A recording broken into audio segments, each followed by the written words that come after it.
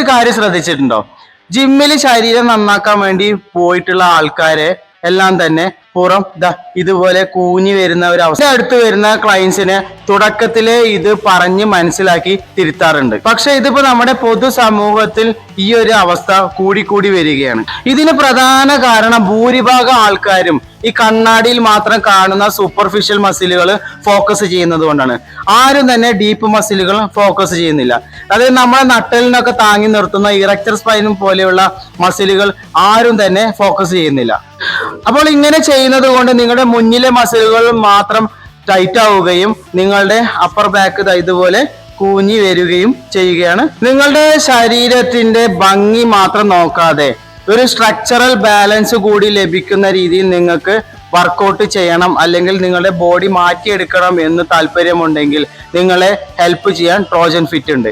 നിങ്ങൾക്ക് താല്പര്യമുണ്ടെങ്കിൽ HS എന്ന് കമന്റ് ചെയ്യുക.